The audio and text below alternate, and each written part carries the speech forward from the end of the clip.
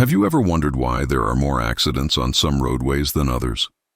Bad weather and low vision aren't the only factors. Tonight, we're counting down 11 actual instances of vehicles on haunted roadways around the world coming across something that couldn't be explained. From the Ferguson brothers, whose horrifying encounter was so real they reported it to police, to Bob Sturgeon, who recorded monthly ghost sightings on Scotland's A75. These aren't stories from the internet.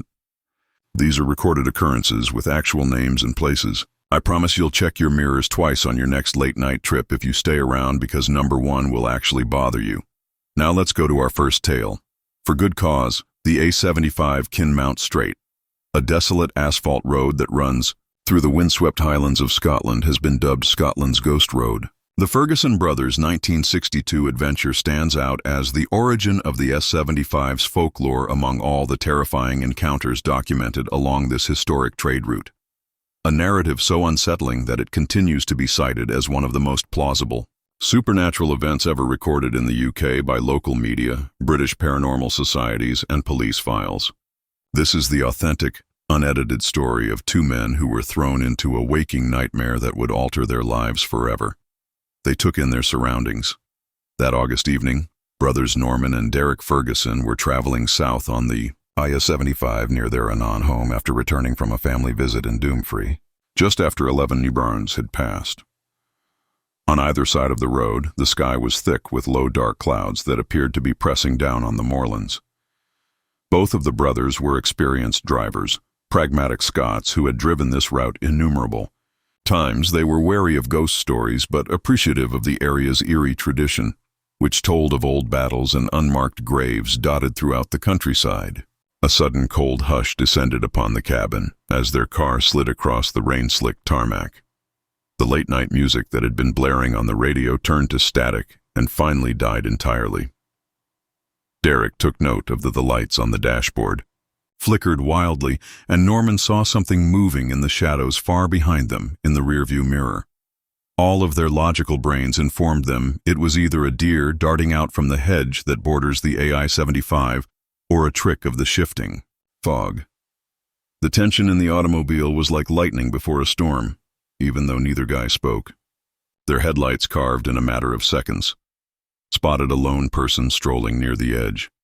An old woman in a gray shawl that was tattered and whirled over her ailing body. Her shoulders were protectively hunched, as though she were preparing for a storm that only she could sense. It was more than just her appearance on this lonely stretch that caused Derek to slam on the brakes. Her arms were out in front of her, their fingers shaking in strange positions. An expression of sheer agony contorted her face. The brothers looked at each other for a few dizzying seconds, both thinking the same thing. This woman required assistance. As Derek was about to shout out to her, he rolled down his window, but an impossibility occurred. The woman looked over at their car. Her face was visible to both brothers at that precise moment.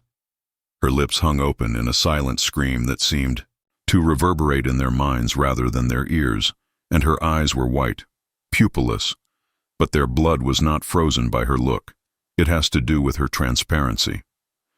The moonlight filtered through her extended arms as though she were composed of morning mist, and the hedgerow behind her was visible through her body. Afterwards, Norman informed detectives that their initial reaction was to press the throttle, but Derek caught the wheel and forced them to come to a complete stop, whispering, "We can't just leave her," Derek said. Even yet, his voice trembled with fear. The woman started to glide across the uneven grass verge without putting her feet on the earth as she made her way toward their car. Her arms stayed. That silent scream never left her face as she reached out for them. The temperature in the car dropped as she approached. Abrupt puffs of vapor revealed their breath, and ice started to develop on the inside of the windshield. It was a warm August night, but the brothers heard nothing, nor even the sound of their own car's engine, nor even any breeze or insects, which Derek noticed all of a sudden that he had died. This apparition was hovering over them, trapping them in a bubble of unearthly silence. Other persons started to emerge from the shadows when she was less than 10 feet away from the vehicle. A man dressed in Victorian attire staggered out of the hedgerow. His face was a mask of sorrow and bewilderment. He had a cut on his forehead that never seemed to stop bleeding. More shapes appeared behind him. Men, women, and children dressed in various historical costumes, all with the obvious scars of brutal death. Some had lost limbs, others' clothing was bloody and ripped, and they all glided in the same strange way toward the direction of the Ferguson brothers' automobile. Norman squeezed himself against the passenger door as Derek frantically turned the key in an attempt to restart the engine. The throng of ghosts encircled their car, and they watched in dread. Upon arriving at the driver's side door, the elderly woman put her translucent hands against the window. Ice crystals formed in elaborate patterns where her fingertips touched the glass, and Derek sensed a strong sensation of grief and despair radiating from her, as if she was sending her feelings straight into his brain. The Victorian man arrived at Norman's window, his mouth moving in what appeared to be hurried conversation, but the eerie calm that had surrounded them was impervious to any sound.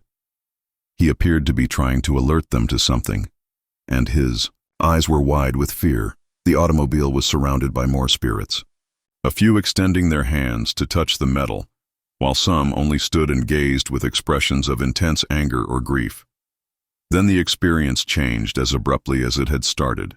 When the elderly woman got out of the automobile, her expression went from one of agony to one of recognition or understanding. Pointing down the road ahead of them in the direction they had been going, she lifted one shaky hand. Although they didn't hear it, her mouth moved, and both brothers subsequently claimed to have heard her voice in their minds, speaking with an unidentifiable accent. "Retrace your steps. Not this evening." With every second that went by, the other spirits grew more and more translucent until they were only vapors of fog floating over the moor. The car's temperature started to stabilize, and the nighttime noises gradually reappeared.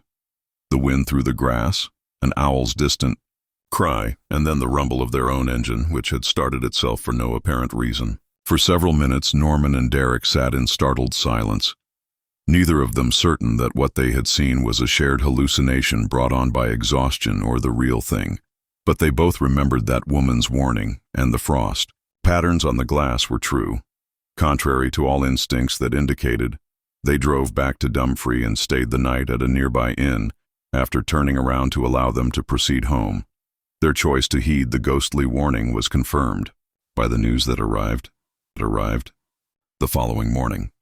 If they had continued their trek, they would have been crossing the bridge over the River Nith at about the same time during the night. Recent floods has caused structural breakdown, resulting in the collapse of a large portion of the bridge.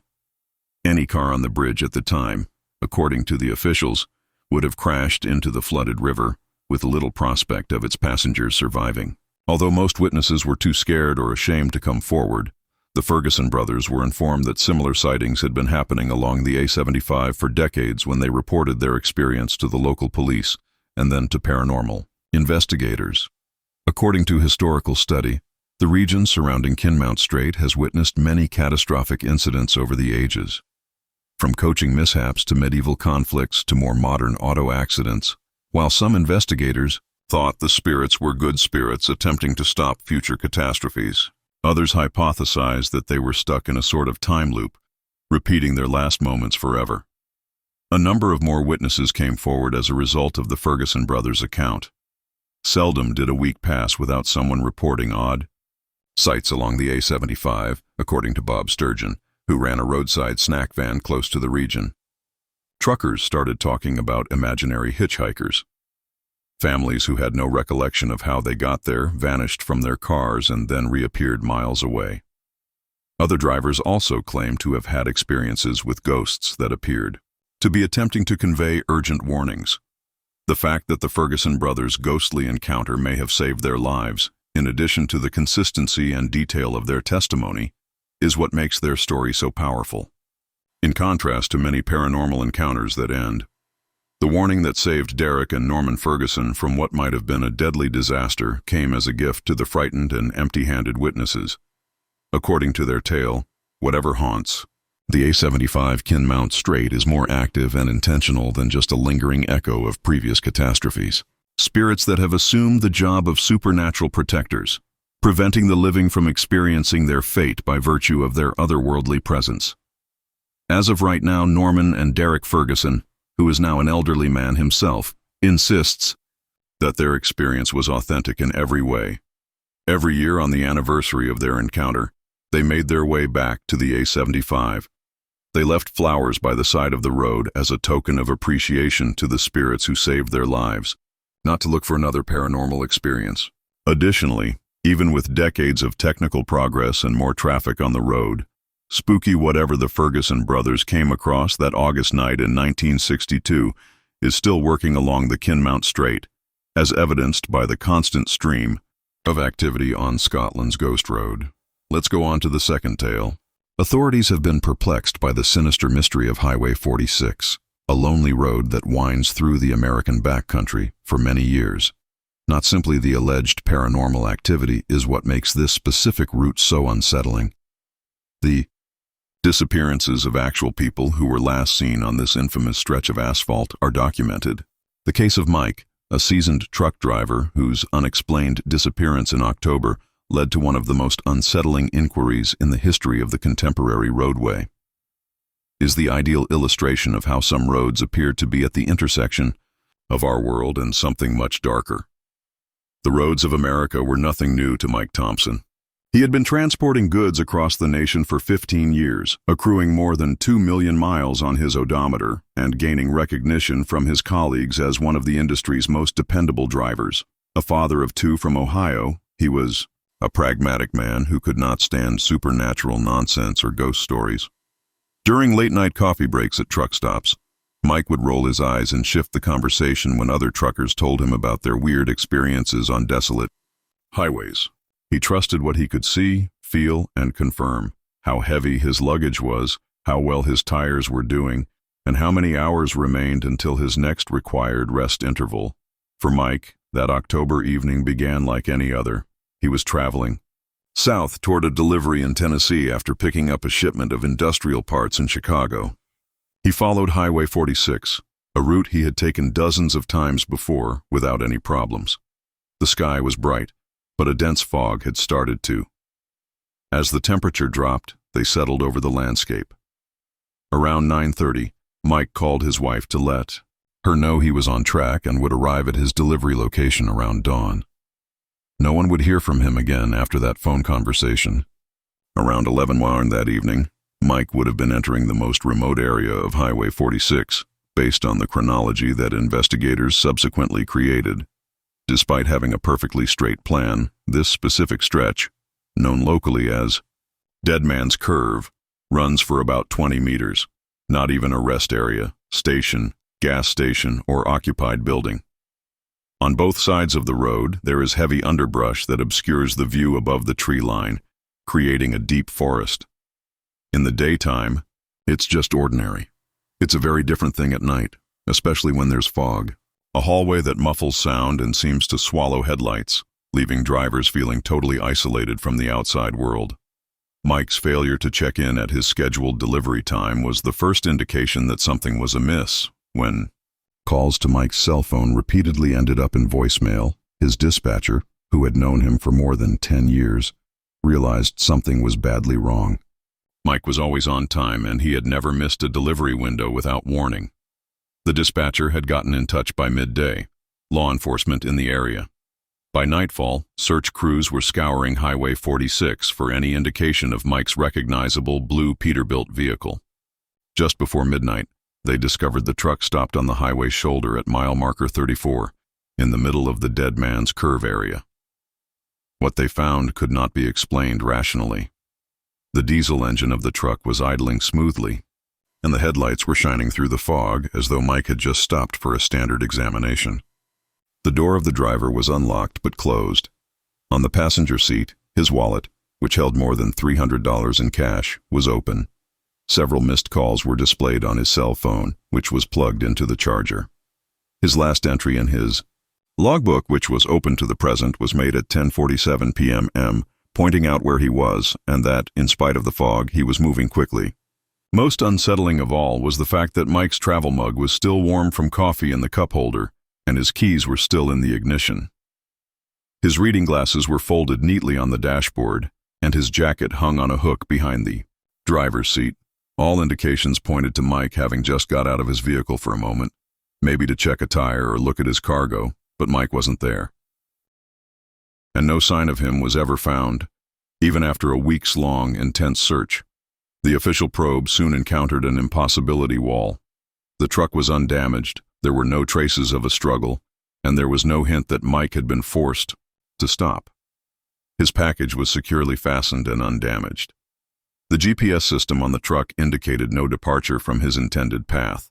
At 10:23 p.m., Mike's truck was captured on security footage at a gas station 12 miles back down Highway 46.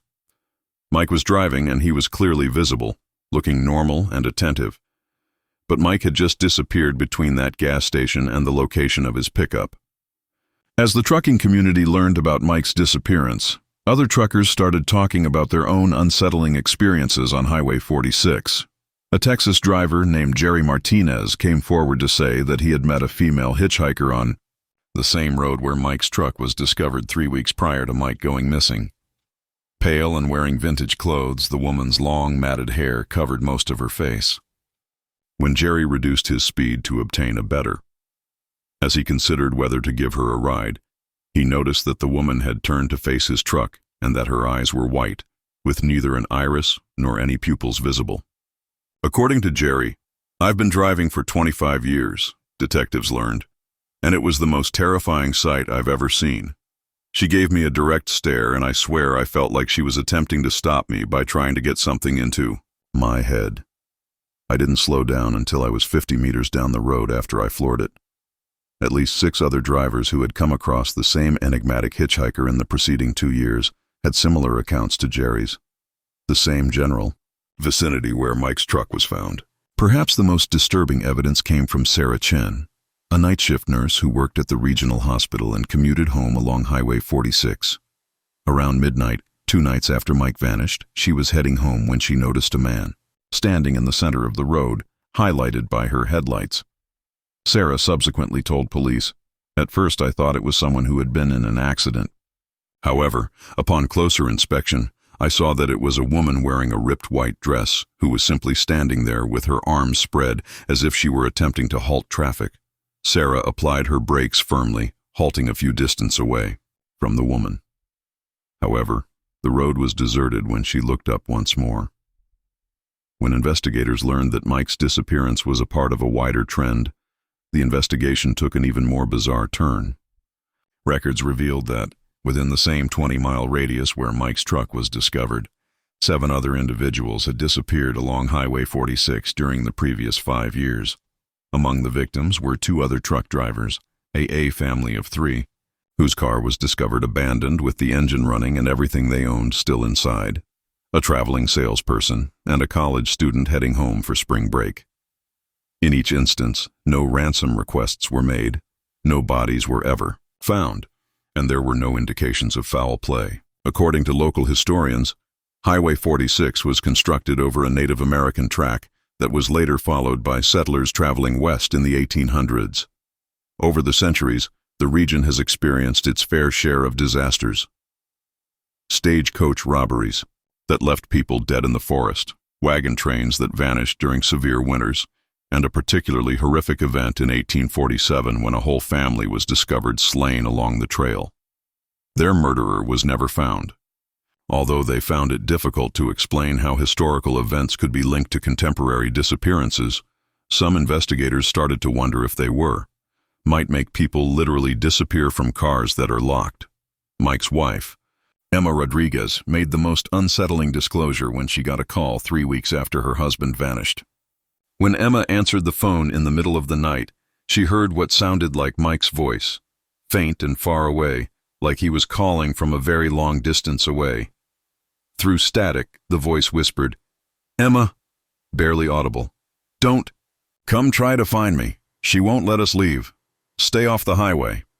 The call lasted just a few seconds before the line died, and there was no indication in the phone records as to where it came from. Mike Thompson was never located in spite of widespread media attention and a reward fund that eventually topped $50,000.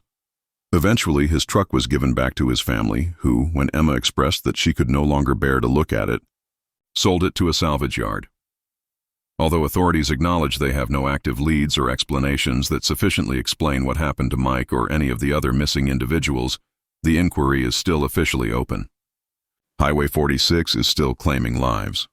On the same section of road, a motorcyclist named David Park vanished just a year ago. His helmet was still fastened to the handlebars of his bike, which was running on the shoulder, prior to the feed going. Dark. Park's headlight illuminates a pallid man standing by the side of the road in the last seconds of his social media live streaming of his journey. Those who followed the live video claim to have seen the figure lift its hand, seemingly signaling Park to stop his motorcycle. However, by the time investigators looked over the video, that section was irreparably damaged. Along Highway 46, the state has added emergency call boxes and more illumination, and the idea of completely blocking the route and redirecting traffic is occasionally discussed. However, the question of what happened to Mike Thompson and the others who just disappeared into the night remains unanswered despite these actions. Instead, than risking being the next name on the expanding list of the vanished, truck drivers now steer clear of Highway 46 whenever possible, choosing to travel lengthier routes that add hours to their journeys. Emma Thompson is still plagued by the mystery surrounding her husband's death. Everyday existence. She has frequently changed her phone number and moved away from their hometown. However, she claims that she still occasionally gets calls in the middle of the night. She hears what sounds like several voices mumbling her name throughout calls, as though Mike, wherever he is not alone, and as though the same thing that claimed him is still attempting to reach across space to claim her. She ends by giving straightforward counsel to anyone who will listen, which has come to be seen as an unofficial slogan among people who are aware of Highway 46's reality. Whatever you do, don't stop if you encounter someone standing by the side of the road at night. Let's go on to the third tale. Of all the roads in the United Kingdom, the A666 near Bolton, England, has arguably the most sinister designation. What transpired on this cursed piece of asphalt in 2015 demonstrated that sometimes reality is far more terrible than any religious superstition, even though the Devil's Highway gets its diabolical name from its numerical designation matching the biblical number of the beast. That winter night's dash cam footage, which showed a pallid, hunched monster coming from the moorland gloom, would go down as one of the most well-documented and unsettling paranormal experiences ever documented in Britain. Across some of the most barren landscapes in northern England, the AA666 connects Bolton to the Lancashire region by slicing a dark route across the West Pennine Moors. This specific highway segment has had an accident rate for decades that is over 3 times greater than that of other motorways in Greater Manchester. Local officials have found it difficult to provide an explanation for this number using traditional methods. The road travels through moorland, which has seen centuries of human misery, from Civil War executions to Roman conflicts, and passes close to Turton Tower, a medieval stronghold with a sordid past. Before the event that would make the AI-666 a global sensation, locals had been reporting odd sightings along the route for years. After sundown, witnesses reported seeing a stooped man limping along the side of the road, emerging abruptly in headlights, before disappearing into the moor's never-ending mist. On the Bolton to Blackburn Road, taxi drivers told tales of an old woman with long white hair who would appear in the back seats of their cars, sit quietly for miles, and then vanish without a word. These stories, written off by doubters as the result of exhaustion and conjecture, would gain new meaning in light of what happened that November night. Just after 11 hours on a foggy November night, an unidentified motorist and passenger heading north on the A666 recorded the dash cam film that would alter everything. When his headlights broke through the moorland darkness and revealed something that defied logic, the driver, later named only James in police reports, was making his way home from a late shift at an office complex in Manchester. Sarah, the passenger's girlfriend, was sleeping in the seat next to him when she was startled awake by James's rapid breath and abrupt braking. The digital footage captured by their dash cam showed a pallid humanoid. About 50 meters in front of their car, a figure was crouching on the side of the road. For want of a more accurate description, the monster seemed to be dressed in ripped white garments that dangled in frayed strands from its gaunt body. The way it slumped forward, at an impossible angle as though its spine had been fractured and fixed improperly, was clearly inhuman. Its movement was the most unsettling of all. Rather of walking, it dragged itself forward with long skeletal arms, with its legs appearing to follow futilely behind, producing a hideous crawling motion that both witnesses subsequently described as completely incorrect. Uncertain if he was seeing a victim of a traffic accident in need of help or something much darker, James automatically slowed his car. Now completely conscious and peering through the windshield, Sarah took James's arm and pleaded with him to continue driving. However, they were forced to come to a complete halt approximately 20 meters away from the apparition due to their inherent human compassion and a morbid interest. As the monster gently turned its head toward the headlights of their vehicle, the dashcam kept recording. Both witnesses will be plagued by what they witnessed for the rest of their lives.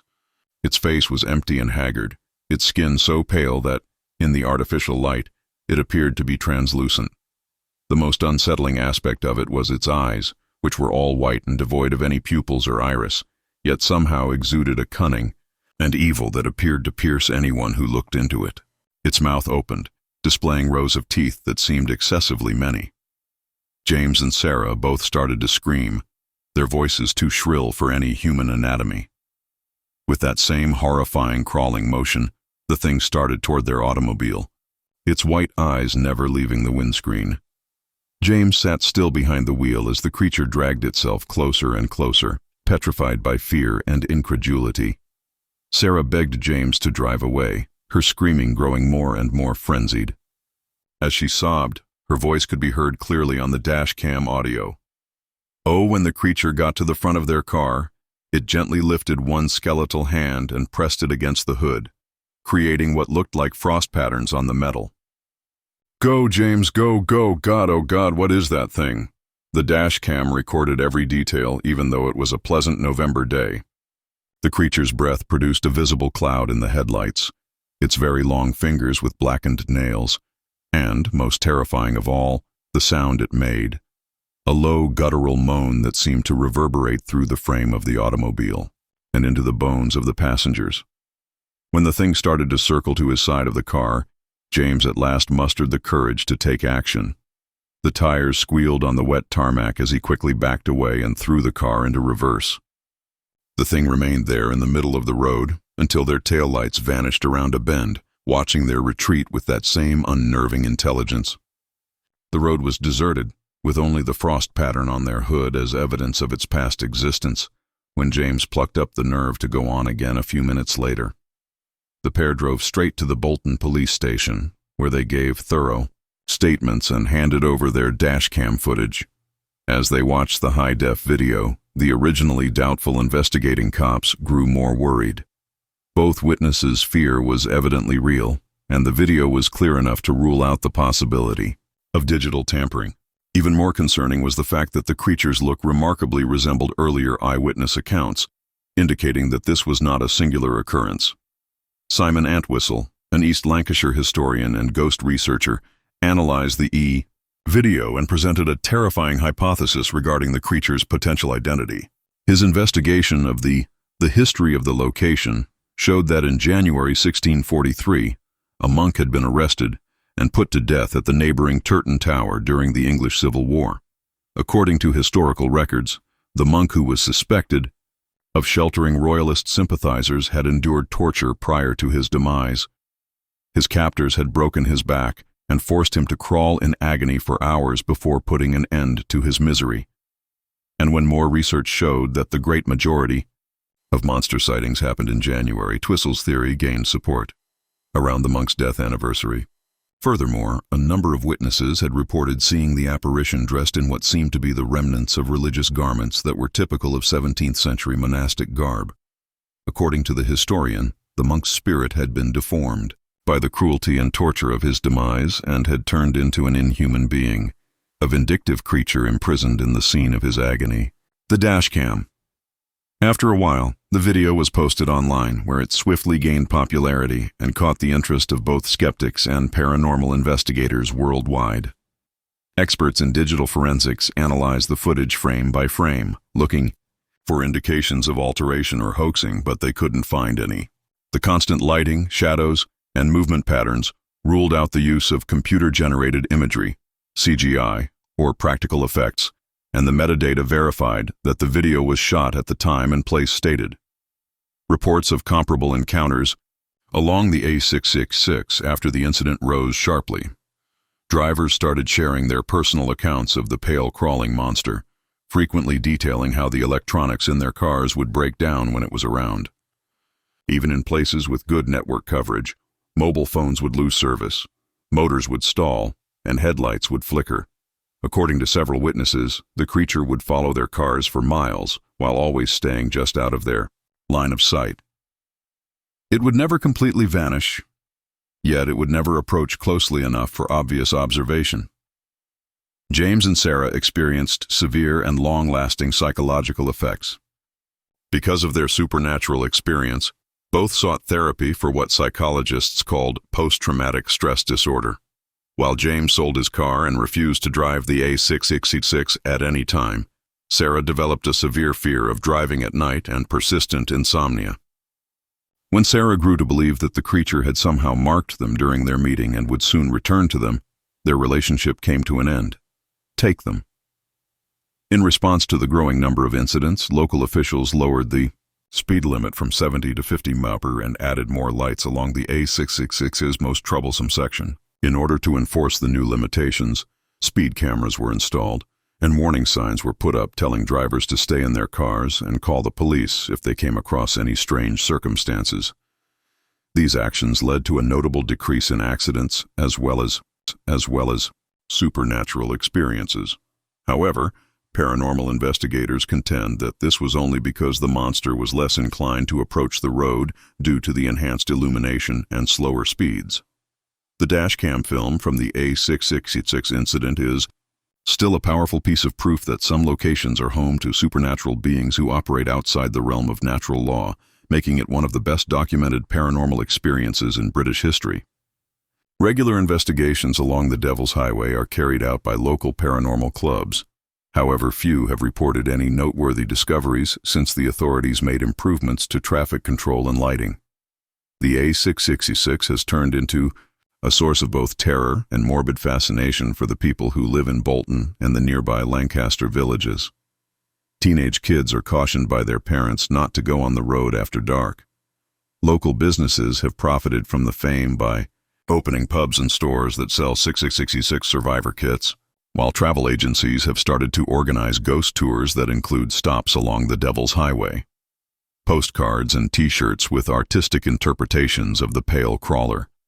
The creature itself has evolved into a contemporary mythology, igniting online forums devoted to monitoring its sightings and examining the ever-expanding body of eyewitness accounts.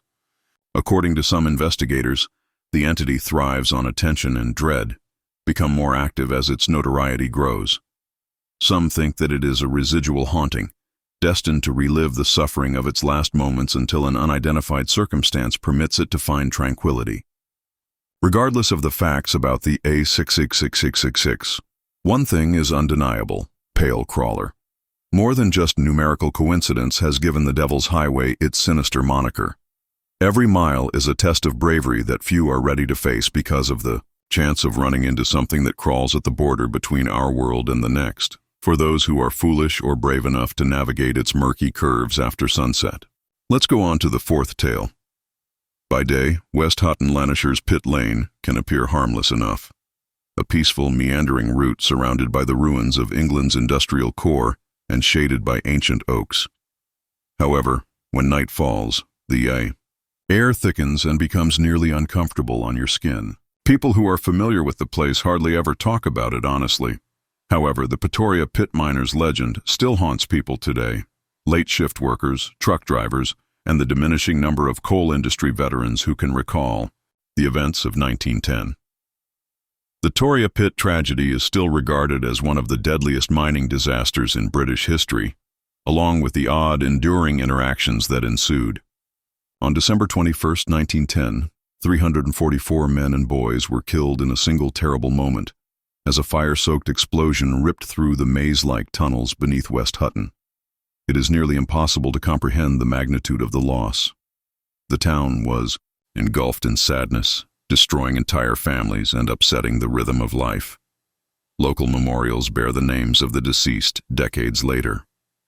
However, many claim that their presence still permeates Pit Lane. The sheer number and regularity of paranormal reports linked to the miners' spirits distinguishes Pit Lane from other routes with terrible pasts. In addition to locals, strangers have also provided accounts.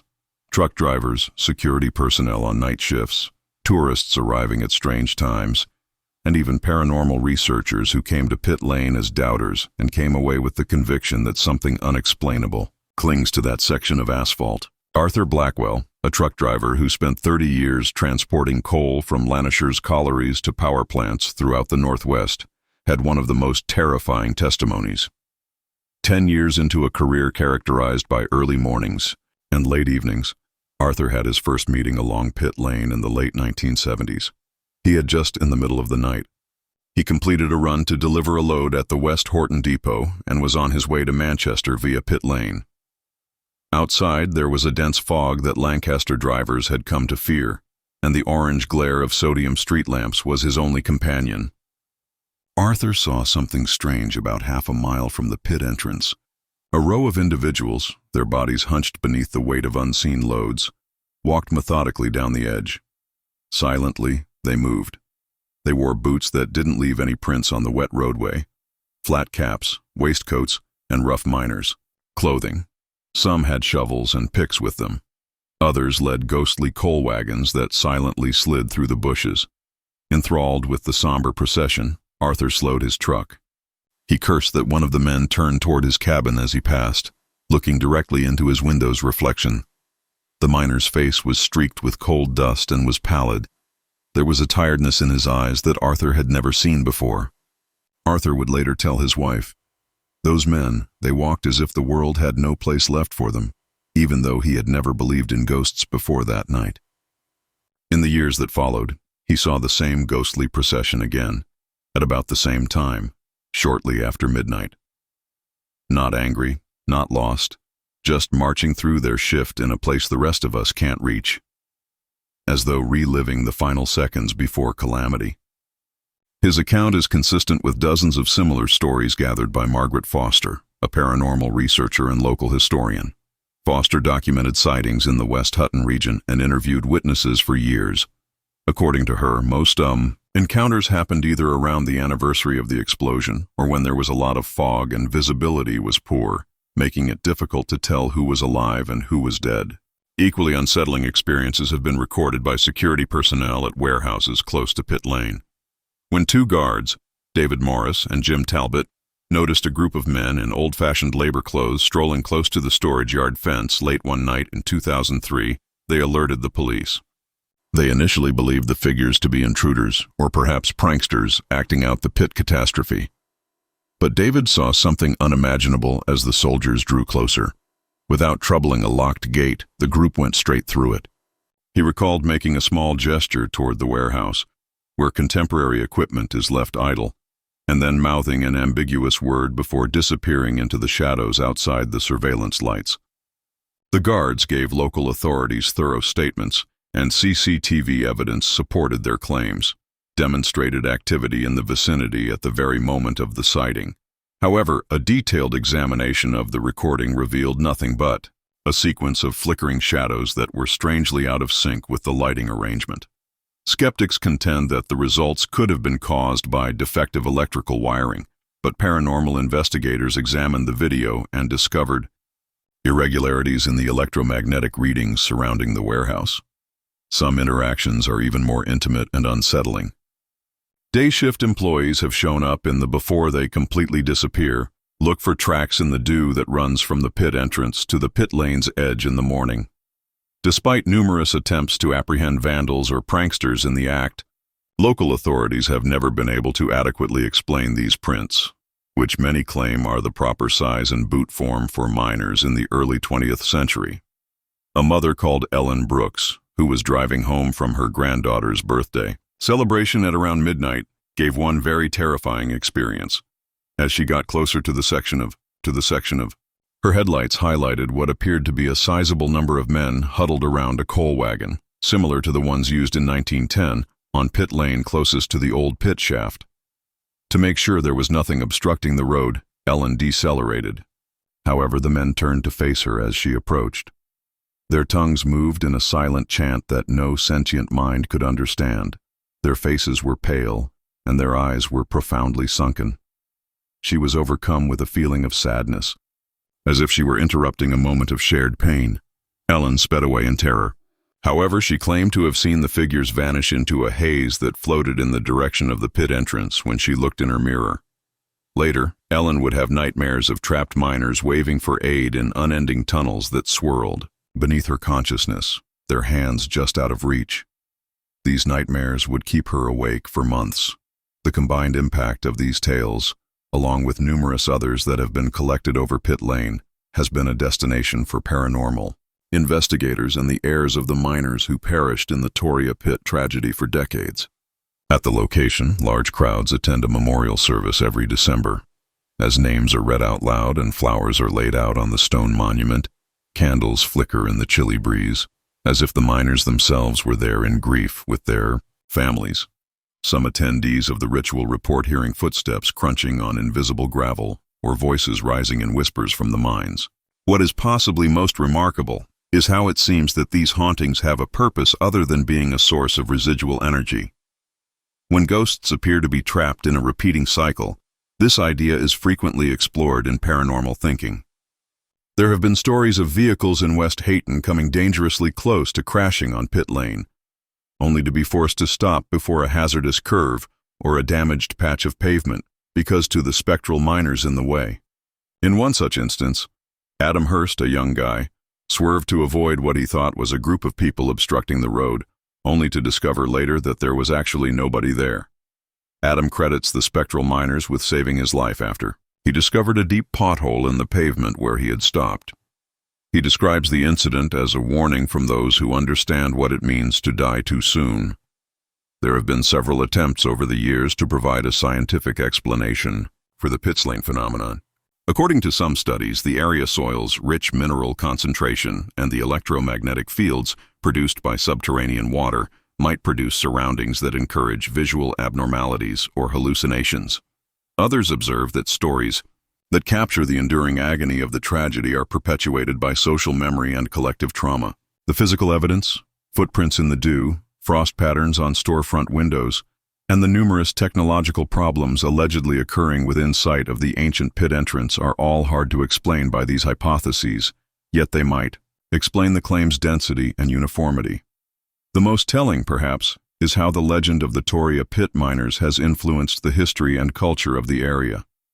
The tale has been incorporated into school curricula, yearly festivities, and even the layout of neighborhood bars, making it an integral part of West H. Cotton's character. Out of reverence for what the neighborhood has endured rather than fear, visitors and newcomers are taught to respect pit lane after dark. The actual miners, it is believed that those who are remembered as fathers, sons, and brothers carry on with their lives, leaving a lasting impression on the path where they once walked with strength, hope, and uprightness.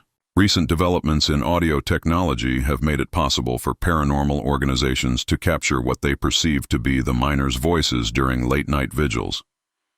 Even though they are contentious, these electronic voice phenomena, or EVPs, frequently appear as bits of Lancaster dialect. A cough, the sound of a pickaxe clanging, or the phrase shift being whispered over the static.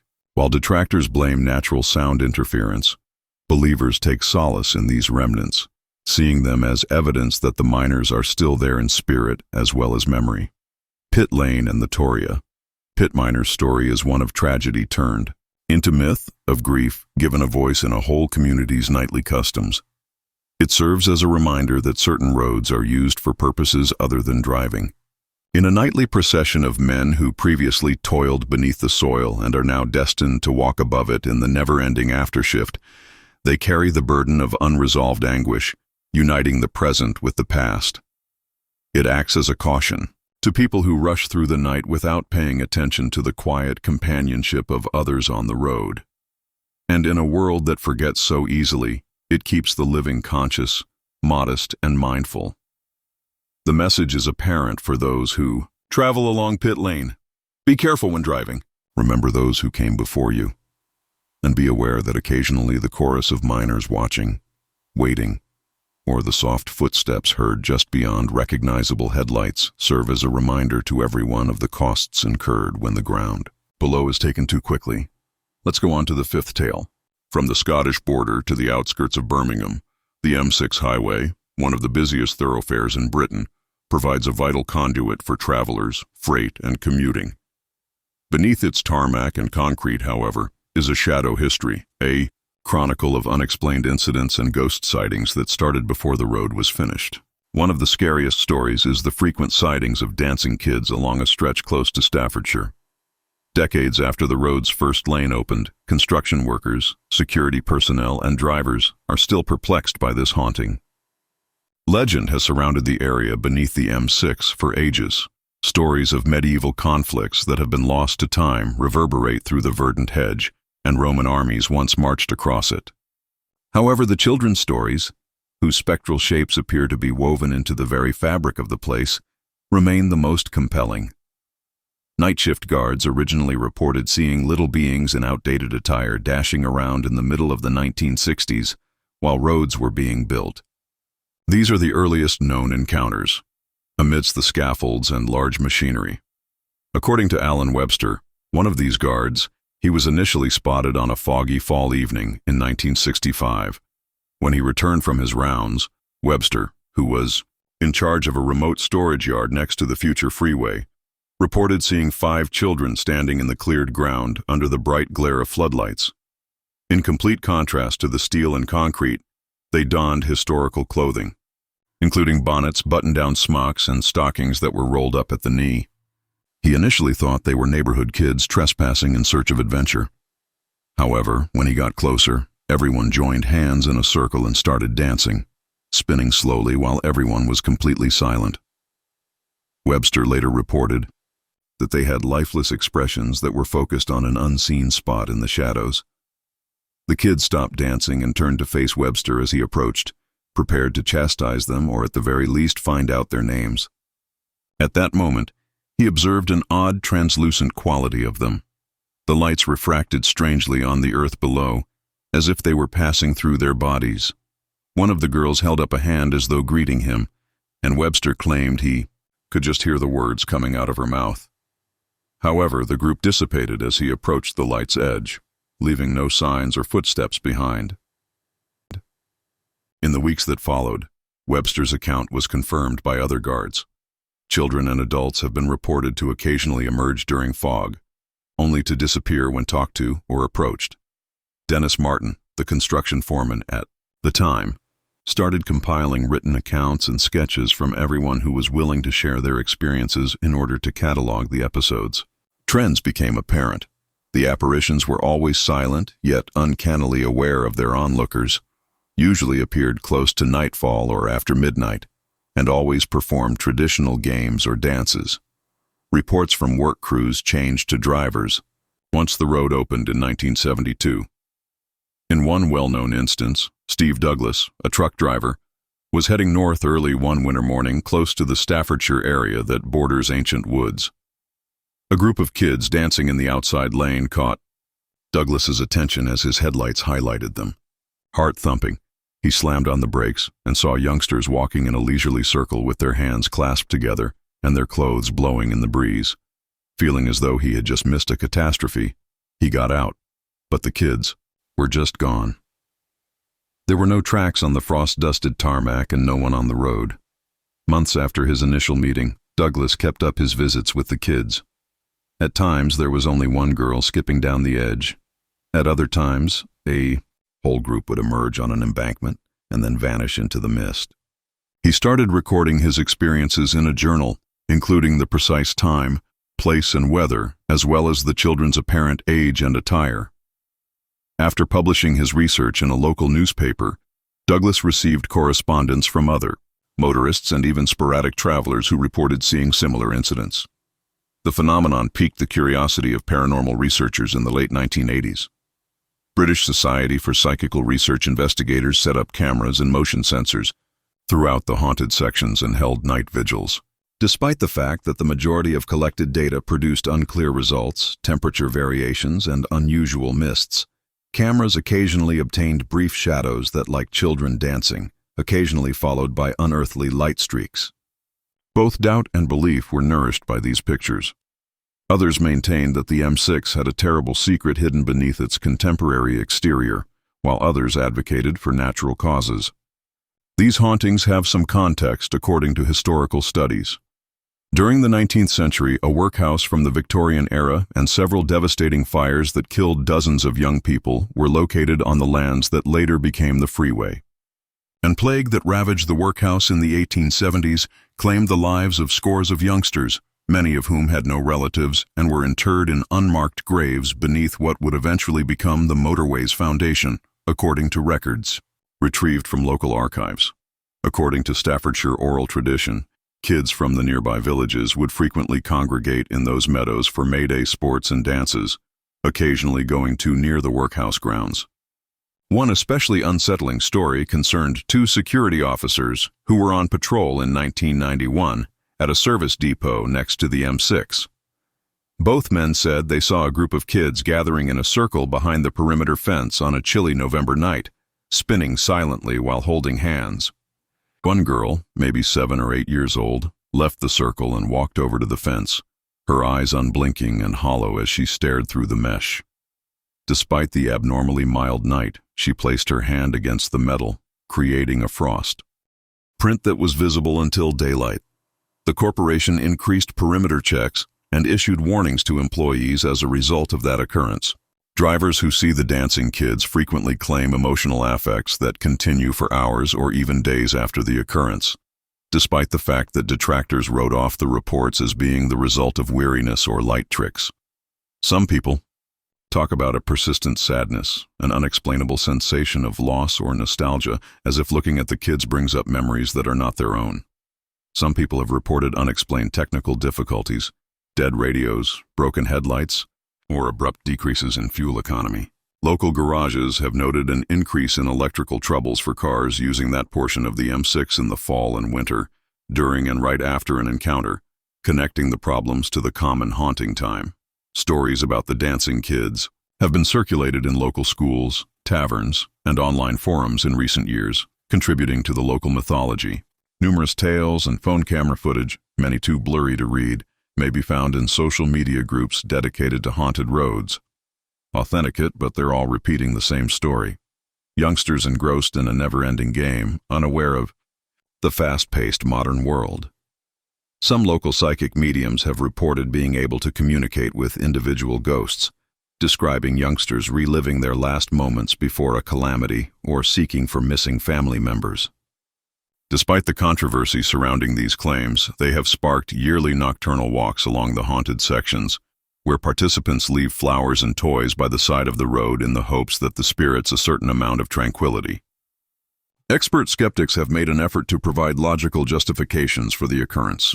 Hypnagogic hallucinations brought on by monotony or exhaustion, and light refraction from far-off spotlights. The sightings have also been attributed to clever local pranks. However, the regularity and thoroughness of independent reports over these theories have been contested for decades, and the majority of residents now acknowledge the hauntings as a component of the motorway's character, a moving reminder of how history continues to influence the present. The dancing kids' persistent presence on the M6 poses challenging queries regarding the relationship between trauma, memory, and history. What causes some catastrophes to leave such a strong mark on the land, showing up as apparitions decades or even centuries later? Are some psychic researchers of the opinion that it is a type of residual energy, or are these ghostly echoes evoked by cultural expectation and collective memory? Whatever the reason, the experiences are nonetheless very genuine to anyone who have seen the kids and felt the cold of their presence. The mythology expands with new witnesses and tales as the freeway continues to transport millions of people annually to its repository. In an effort to prevent isolated encounters with the timeless May Day dance, drivers and night shift workers now take care to pass the haunted area with their spotlights on full blast and their radios set for companionship. Even though the mystery surrounding the dancing children will never be resolved, its poignancy and eerie memory of lives lost serve as a ghostly landmark along Britain's haunted highways, causing both the suspicious and the inquisitive to pause and consider what might be there. The land is still filled with memories. Let's go on to the sixth tale. In northwest England, the M6 bypass wound through historically significant farmland. However, one ghost stands out above the others for anyone who know this route very well: the abandoned monk's spectral form. Although British roadways are accustomed to the M6 bypass is said to be haunted by a melancholy monk, according to legends of apparitions and phantom hitchhikers. Even seasoned lorry drivers and security officers are terrified when they pass this section after dark because it is so enduring and entwined with sorrow. Understanding the history of the bypass itself is crucial to comprehending the phenomenon. The region was teeming with medieval life decades before asphalt ribbons sliced across the fields.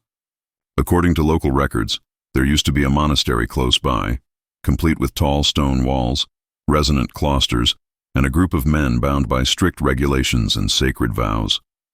A monk who would go on to become a legend is introduced in the story. He was expelled from his order under strange circumstances, and following his violent, lonely death, he toured the countryside, rejected by those he tried to assist, and refused to be buried in a place of worship. Locals whispered for centuries that the monk never slept, destined to live forever staring at the image of his rejection. When the M6 bypass was built, a lot of digging discovered weathered bones and unmarked tombs. As work progressed, workers experienced eerie cold and passing shadows. Furthermore, the path passed near the foundations of the former monastery, a location associated with loss and tragedy, according to a warning from the local historical organization. However, the tale of the monk didn't really take hold until the first accidents happened.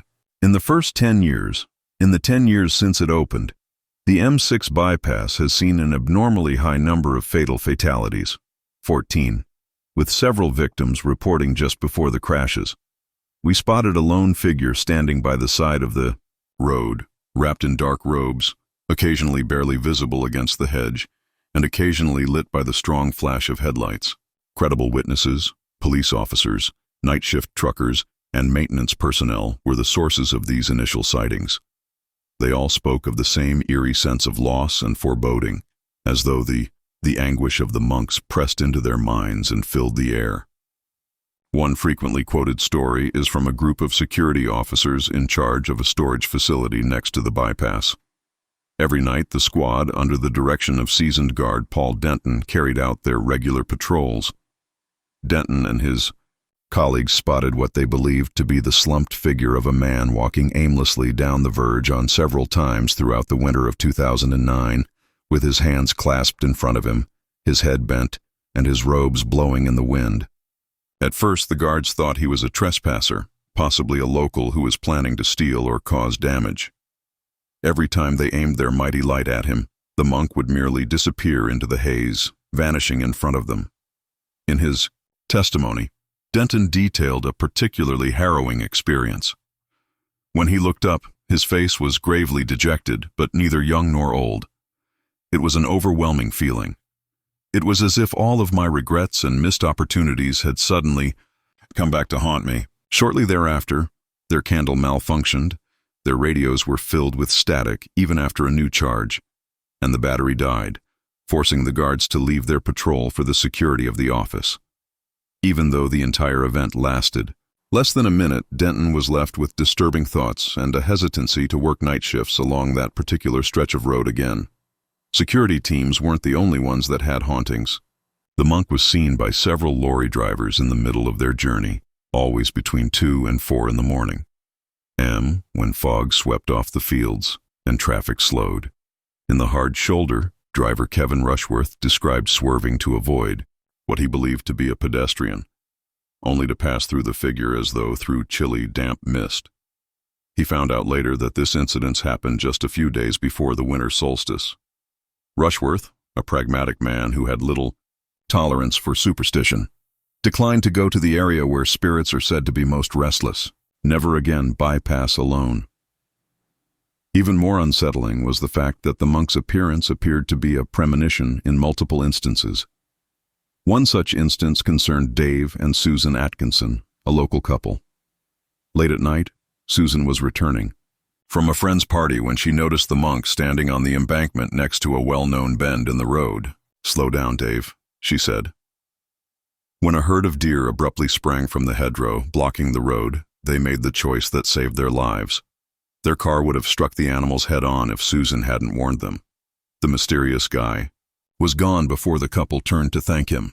Road maintenance workers have added to the legend by stating that there are sudden, inexplicable temperature decreases in specific locations along the bypass that have been the scene of several sightings. On an ordinarily mild autumn day, an engineer assigned to fix a light post following a collision saw his breath turning to mist and said he felt as if hands were resting on his shoulders, directing him away from the edge of the road.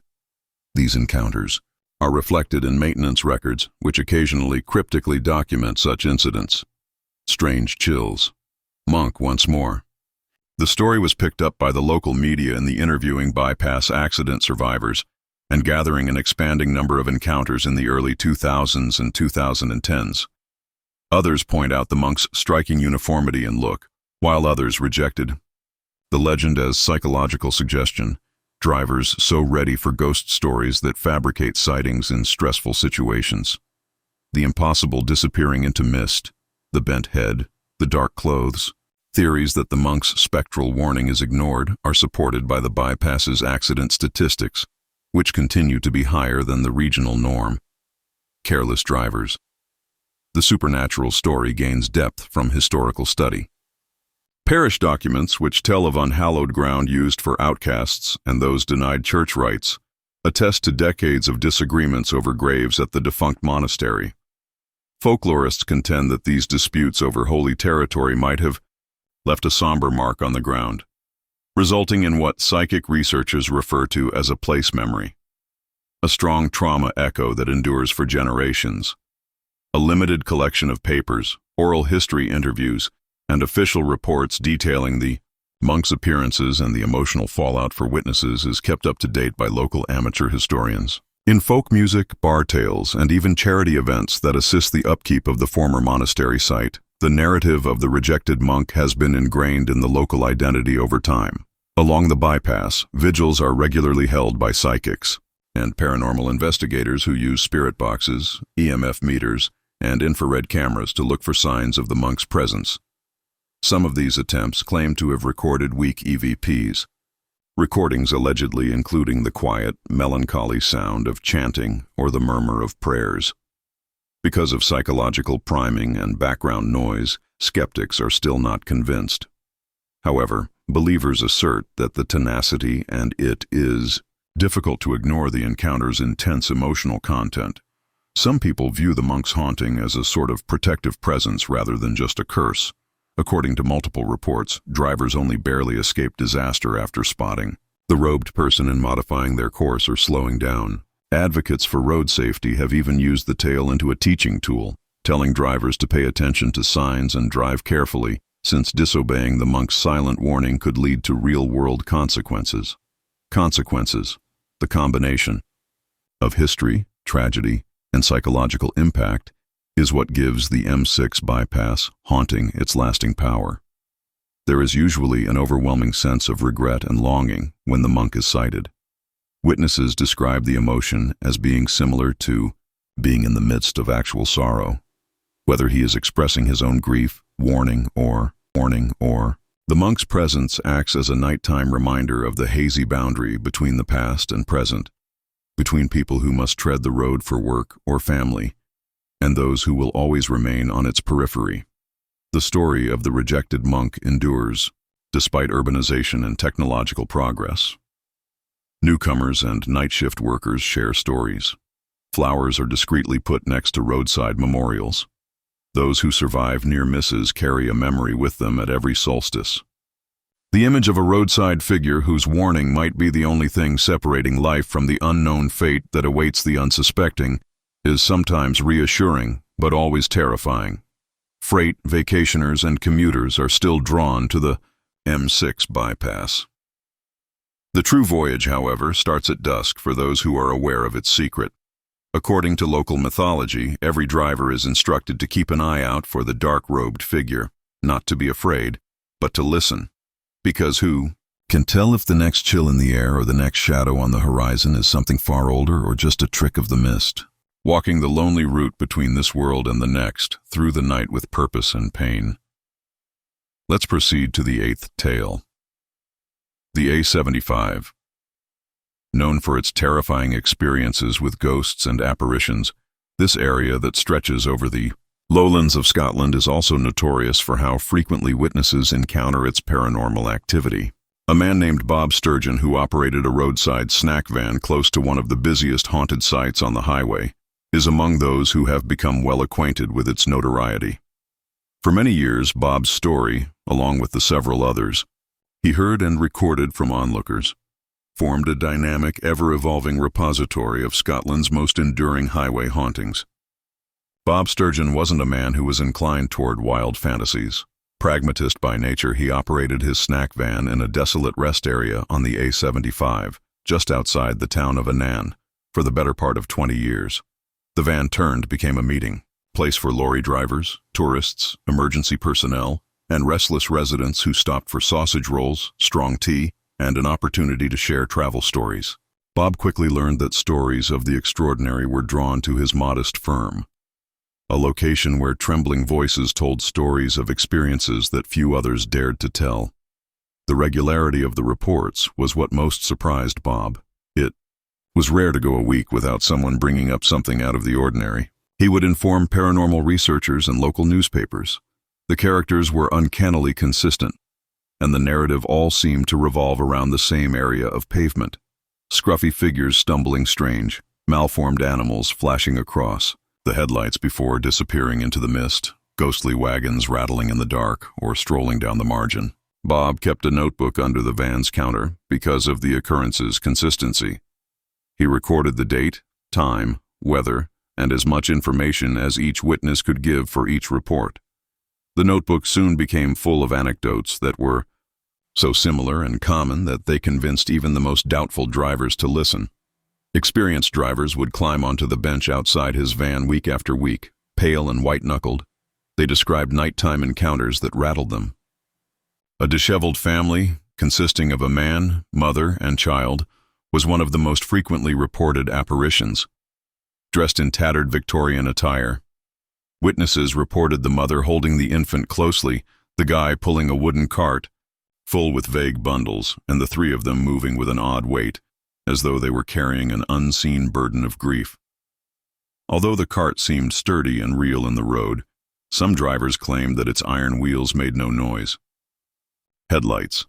In response to more questions, they saw that the three of them had dark, sunk eyes. For hours, there was an unfathomable coldness in their eyes if they met those of the living. Solitary figures were seen in some sightings. A middle-aged man who appeared to be a coal merchant based on his clothing would show up stooped and toiling beneath a dirty backpack, strolling along the shoulder of the road. He would raise his head when he was approached, a deep, melancholy wound distorting his face. Others occasionally joined the man. Children occasionally drag faded dolls on strings. Older women can occasionally grasping shattered, lightless lamps. Drivers who reported seeing animal apparitions were also documented in Bob's notebook. Stags, ghostly dogs, and even rabbits would dash across the lane before abruptly vanishing when they collided with an approaching car, leaving no damage, no sound, and no trace. A seasoned driver described how he almost collided with a ghostly sheep that disappeared as his truck went through its shape. Those who encountered more than just sightings were possibly the most terrifying. Some of the dozens of weekly visitors reported experiencing unexplained physical feelings, a sudden, intense sense of regret or sadness, static and broken devices that lingered for kilometers after the contact, or chills that traveled from the tips of fingers to the top of the head.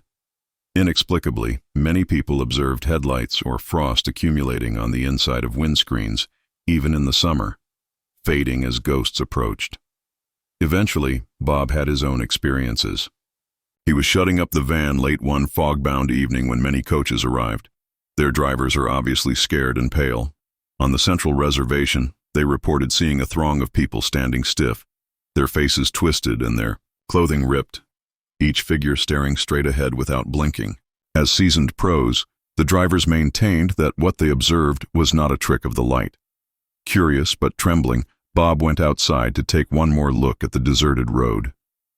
For a moment, too, he saw a line of figures in the mist, still, blurry, solemnly facing the darkness before they vanished. The fact that these incidents were happening started to draw the attention of scholars and enthusiasts from all throughout the United Kingdom. Investigators from paranormal societies interviewed Bob and his regulars, gathering testimonies that eventually created a powerful collection. Overnight, teams of psychic researchers set up camp and pointed cameras and EMF meters into the darkness, in the hopes of catching something conclusive. Their emotional reactions were almost universal, even though concrete proof was still elusive. People who spent a lot of time on the A75 reported feeling like they were being watched by invisible eyes, feeling extremely tired, and experiencing an inexplicable grief. On one memorable occasion, a group of college students who had been camped close to Bob's van on a dare returned to his bench early in the morning, shivering, white-faced, and unable to describe what they had witnessed. The only thing one could do was, "Bob, it's not just ghosts here. Everything has gone bad for ages. It appears to be folding over itself." Their response was one of many, of similar stories that added to the legend's growth. An oddity was also revealed by Bob's records. Ghostly apparitions were frequently heard and seen by witnesses in groups, with many witnesses able to confirm each event's specifics right away. Driver teams, couples, and sometimes entire convoys would return with remarkably similar tales, adding a level of legitimacy that is uncommon in solitary paranormal experiences. The origins of the A75 hauntings were investigated by local historians, who also looked into unresolved deaths, sad accidents, and stories of migration and poverty that had shaped the area for generations. The path they discovered wound through abandoned hamlets, historic cemeteries, and the remains of long-lost coaching routes. Each one appeared to reverberate through time like a locust of misery. The happenings on Kinmount Strait were so frequent that Bob's complaints were known to the authorities. Officers occasionally stopped by for tea and conversation, and some of them secretly acknowledged that mysterious sightings had occasionally disrupted their own patrols, particularly between midnight and 3 in the morning. Bob began to view his vehicle as more than just a company. It developed into a location, providing unofficial assistance for people affected by the mysterious events of the highways. He frequently emphasized that discussing what one has witnessed is the best way to prevent going insane. Therefore, he urged drivers to take a break, gather their thoughts, and share their observations. After an encounter, his counsel assisted many drivers. Some of them were so terrified that they took time off from work, and others who would only drive the road during the day. Eventually, Bob's van was visited by British media, who interviewed both doubters and witnesses while filming pieces for national programs concerning haunted highways. Motivated by Bob's thorough notes and the abundance of reliable tales, documentarians released features that made Kinmount Strait a must-see destination for thrill seekers and ghost hunters. Curiosity seekers and tourists increased. However, so increased the gravity of the stories in Bob's diary, which were frequently characterized by the psychological toll the road took on its observers. Bob's records were given to a local history archive as the years went by, and he eventually retired, and they are still accessible to historians and paranormal enthusiasts. Known as the most haunted, the A75 path in Scotland endures, supported by innumerable fresh accounts.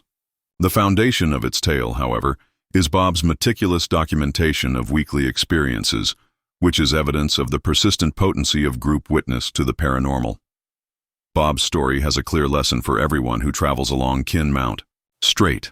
You're not alone if you have an odd encounter on the ATA 75. Every night, Whether they are lingering ghosts or melancholy echoes of tragedy, the ghosts of the past stroll down that road. And on Scotland's most haunted highway, the living are left week after week to observe, recall, and ponder the secrets that lurk just out of sight. Let's proceed to the seventh tale. Kinmount Strait is a well-known and infamous section of the A75 in southwest Scotland. Has been the scene of so many eerie incidents that even seasoned drivers are hesitant to go there after dark. One unnamed truck driver sticks out among the several others who fell prey to the psychological horror of this route. A man who had such a profound and painful encounter with the supernatural that he was forced to quit his job completely. His story, which has been repeated by others and backed by decades of similar testimonies, add to the persistent anxiety over Kinmount Strait. The driver was regarded as a tough and seasoned professional, yet his identity is still hidden in official documents and local legend.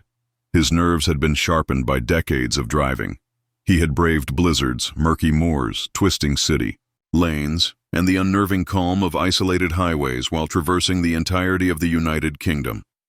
Stories about truck stops and lorry depots flowed naturally. However, this individual had always dismissed rumors of haunted locales, cryptids, and ghosts. A guy of clocks, roots, and physics, he was a rationalist. On a run that started like any other, that certainty would be put to the test one winter night in the middle of the 1980s. He headed out around midnight for an early morning delivery after loading his vehicle with lumber from a neighboring mill. In the Doomf freeze.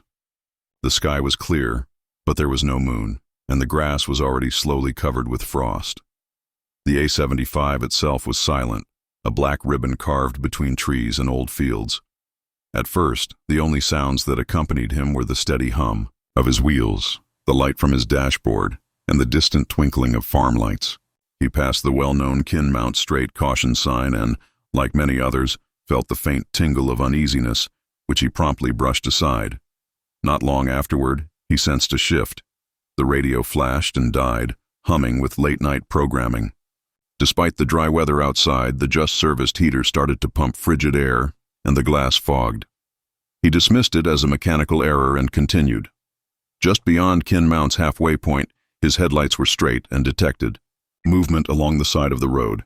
He initially believed it to be an animal, either a deer or fox. However, a group of dark figures appeared from the edge as he approached. They were lined up in a single line of 5.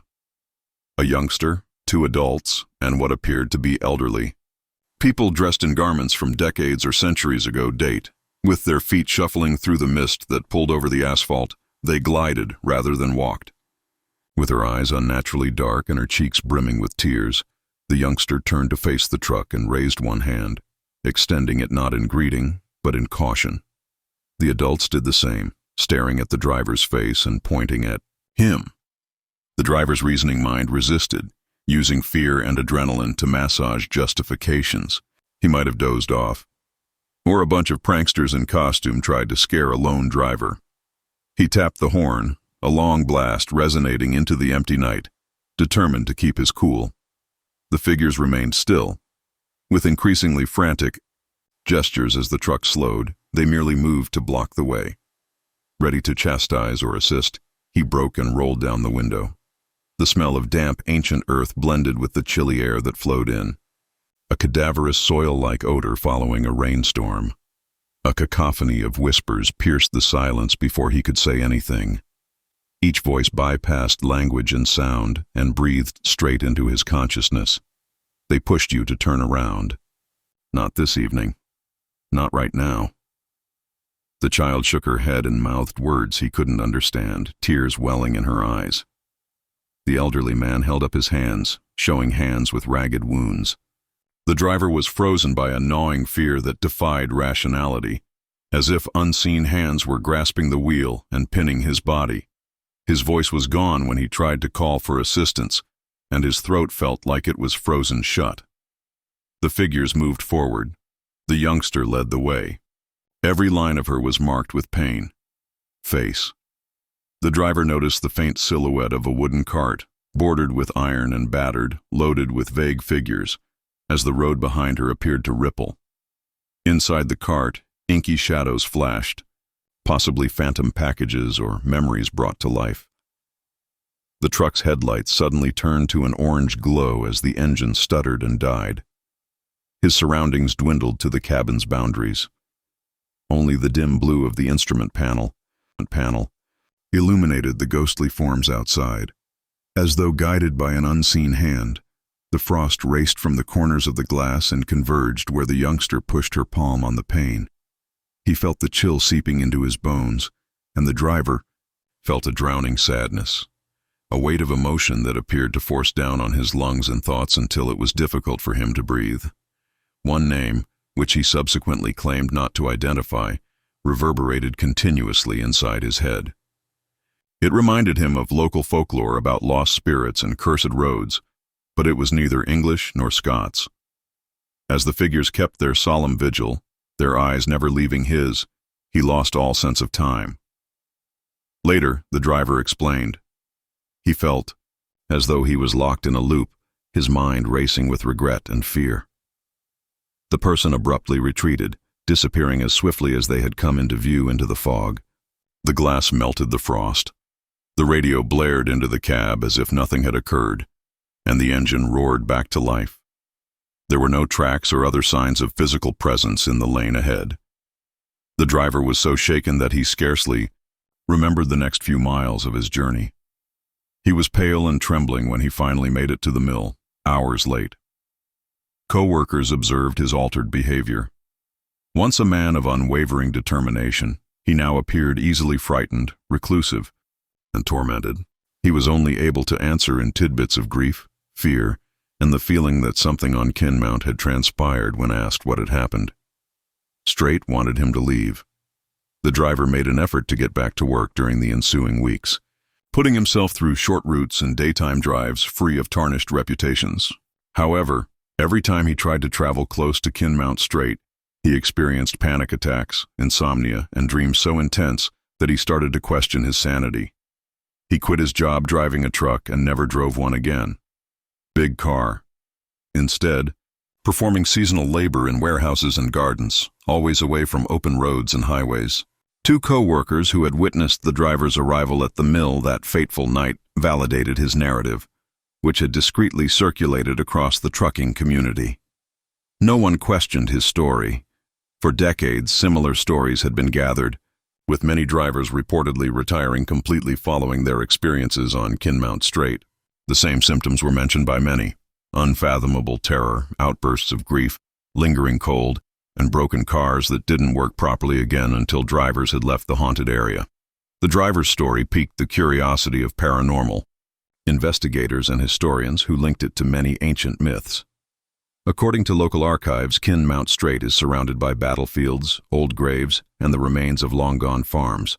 The land had been drenched by generations of sorrow, plague, starvation, migration, and poverty, leaving behind a place memory that some people believed produced a mental echo. Folk legends of travelers who were compelled to revisit situations of loss until their stories were valued and remembered were consistent with the recurrent appearances of spectral carts and injured humans. Psychologists contended that suggestibility, the influence of local mythology, and sleep deprivation may all account for the event. The driver's and others' testimonies, however, were difficult to explain. The long-lasting emotional destruction, veteran professionals' experiences of trauma and complete metamorphosis attested to something more profound and enduring than their imaginations. Over time, the tale of the traumatized lorry driver became one of the darkest stories surrounding the M75. It was told at truck stops, in cafes, and as a caution to prospective drivers who were going to be running Kinmount Strait at night for the first time. Due to the highway's stellar reputation, haulage firms made it possible for drivers to request daytime shifts or other routes as a matter of policy, reasoning that not all cars and mines could survive a run-in with the unknown. That winter night continued to influence the driver's life even after he retired. He was reluctant to provide specifics in interviews done decades later, frequently going silent or interrupting in the middle of a sentence when the subject of haunted highways was brought up.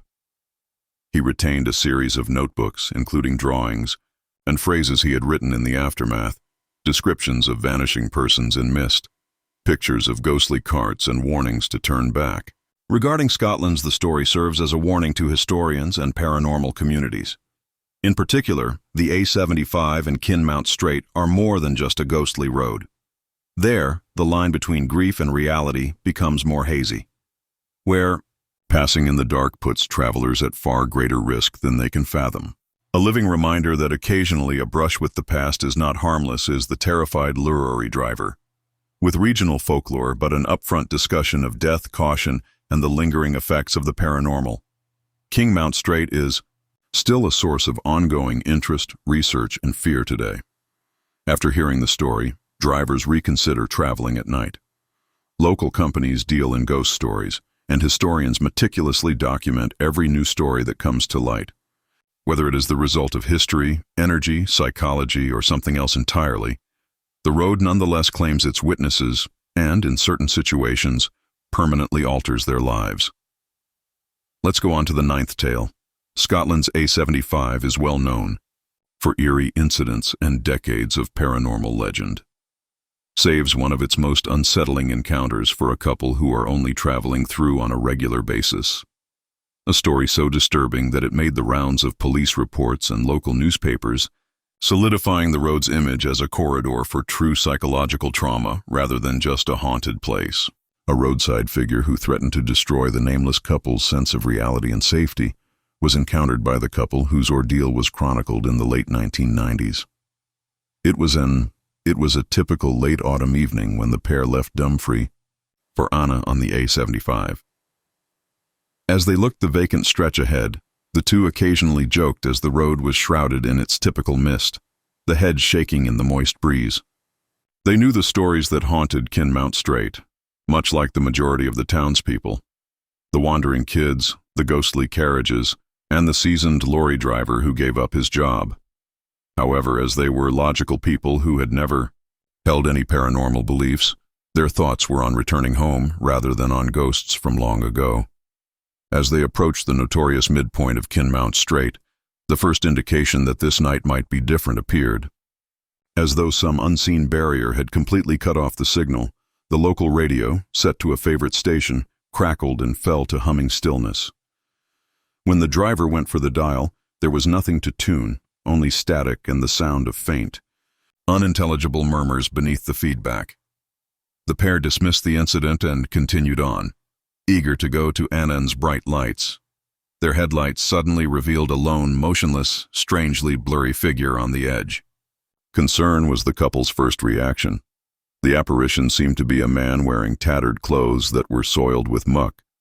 But what was most disturbing was the mask-like sack wrapped over his head, its jagged edges contrasting with the whirling fog. There were no visible eyes or breathing holes, but the sack seemed to be purposefully tied at the neck. Arms limp, he stood motionless by, his sides as the vehicle drew closer.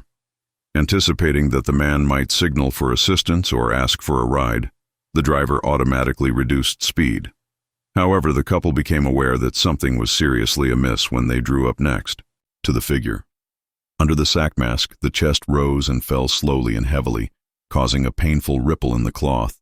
Yet there was no movement or gesture. The traveler lowered their window, hoping to find out if the man needed help. The smell of damp dirt and something metallic, like blood or rusty iron, filled the thick, syrupy air outdoors. The sack writhed slightly as though something inside was changing, and the masked guy slowly turned his head toward them as they came to a stop. Uncomfortable, the driver inquired as to if he was injured or needed assist. The sound of ragged, sluggish breathing appeared to fill the car, but there was no response. An unreasonable rush of fear gripped the passenger's seat. The driver tried once more, louder this time, but the man said nothing. In the never-ending fog, a moment passed with neither party moving. And then suddenly, a startled step toward the car was taken by the cloaked figure. The couple's discomfort erupted into fear. It was an odd movement. With the sack twisting and expanding above his head, his limbs shook as though due to invisible opposition. The man's clothes, which had before been blurry, was now severely ripped, and they could see traces of what appeared like, from the neck down, the fabric was splattered with dark liquids.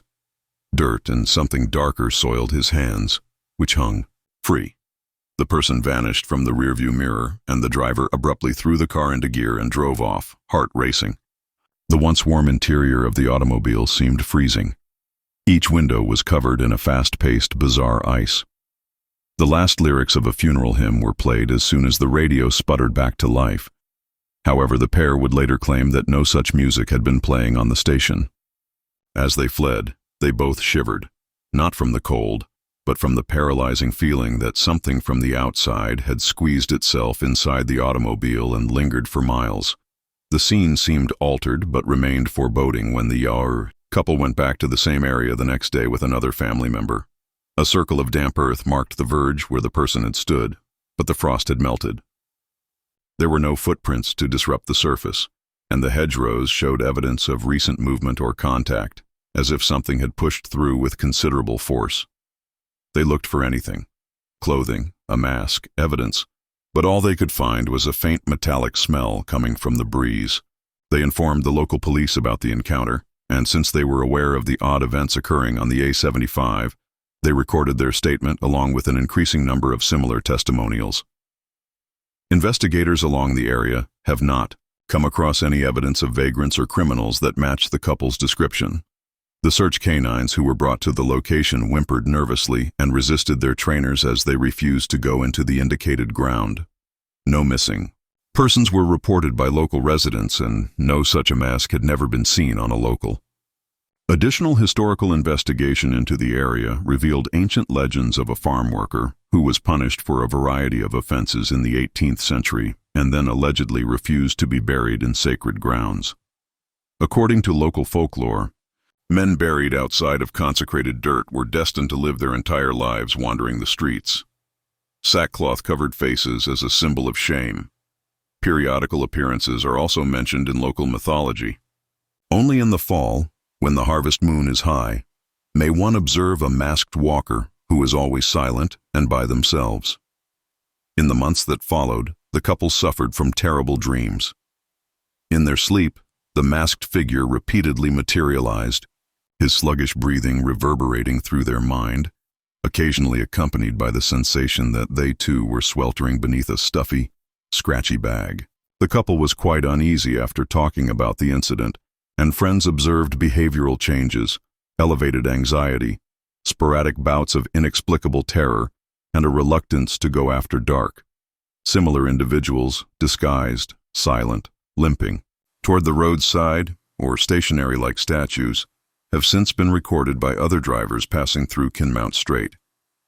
Some say they heard bits of murmured words, mainly incoherent, intermingled with other speech, while others say they saw the sack quiver or pulse as if it were alive. The sound of labored, sluggish breathing, unexpected temperature decreases, unexplainable illness, and sporadic electronic equipment failure have all been reported by paranormal researchers who have visited the location. According to a few psychics who have tried to read the location, there is a sense of humiliation and exile associated with the land's past, as well as profound unresolved pain.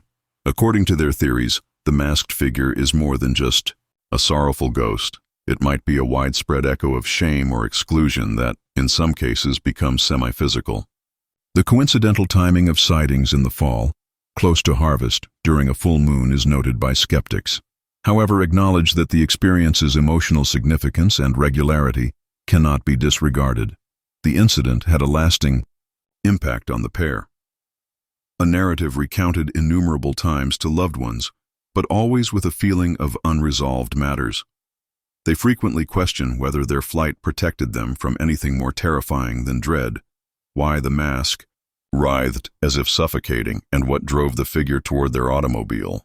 They became part of the group of drivers whose lives were irrevocably altered by a single night on the A75. Regardless of whether the masked guy is a homeless person, a legend-shaped recollection, or something completely inexplicable, his presence permeates the Kinmount Strait's haunting tapestry. These days, there is more traffic on the roads close to Annan and Dumfries. Long-distance drivers and residents alike are being warned. Never stop for a figure on the edge, especially if they are silent, unmoving, and wearing a mask. Make sure your doors are locked and proceed quickly. As the tale of the couple reverberates through towns and truck stops, the hooded roadside figure legend serves as a reminder to drivers that, on Scotland's most haunted road, the lingering, unresolved spirits of history waiting beneath the sacks of shame and the silence of mist can occasionally pose a greater threat than physical hazards or mechanical malfunctions. Now let's go on to the 10th story. One of the busiest roads in Malaysia is the Kuala Lumpur-Perak Expressway, or E8 as it is known locally, connecting the historic highlands with the contemporary metropolis by slicing through an old jungle. However, this crucial route has also been associated with horror for centuries of travelers. Decades of ghost encounters, missing bodies, and mysterious tragedies have haunted this asphalt road. The history of the E8, which has long been considered the most haunted highway in the world, combines tragedy, folklore, and terrifying testimonies from drivers who claim to have seen the paranormal along its convoluted route. The folklore surrounding Perak has roots that predate the existence of the route. Local legend maintains that the areas between Kuala Lumpur and the Highland cities are home to secret ceremonial locations and ancient burial grounds that are protected by beings known as Penanggalan and Pontianak, spirits that are bound to the ground by anger or sadness. Long before the freeway was a concept, even the British colonists who constructed the first routes through the jungle reported unusual lights, and strange noises. However, the legend was turned into a nightmare when the Perak Expressway was completed in the 1970s. Many construction workers who slept in improvised camps on the job site reported seeing apparitions in the fog at nightfall. Some claimed to have heard cries coming from underground, and a few left their posts when they noticed glowing eyes looking at them from outside the tree line. On February 28, 1990, a terrible collision involving more than a dozen automobiles left the road littered with wreckage and tragedy, marking the first significant calamity to permanently damage the road's reputation. A family whose spectral experiences became important to the route's ongoing lore was among the deceased. All except one of the victims at the scene were identified by many rescue personnel. A small youngster who was last seen alive was said to have wandered the debris before disappearing into the edge of the woods. Witnesses would later report seeing a toddler strolling around the median at night with arms up and gaze empty, seemingly looking for someone. Stories continued to circulate for years. Late-night drivers on the freeway reported seeing ghostly hitchhikers, usually white women, standing by the shoulder and frantically waving, their bodies lit by the fleeting gleam of headlights before vanishing into the night. The figure always vanishes before appropriate contact, and attempts to halt and assist are met with silence. According to several drivers, after picking up these hitchhikers, the apparition disappeared from the back seat in the middle of the journey, leaving the cabin chilly and resonating with unwelcome murmurs. The stories about the yellow Volkswagen are the most terrifying. Drivers began seeing a tattered vintage Volkswagen Beetle moving recklessly between lanes in the 1990s.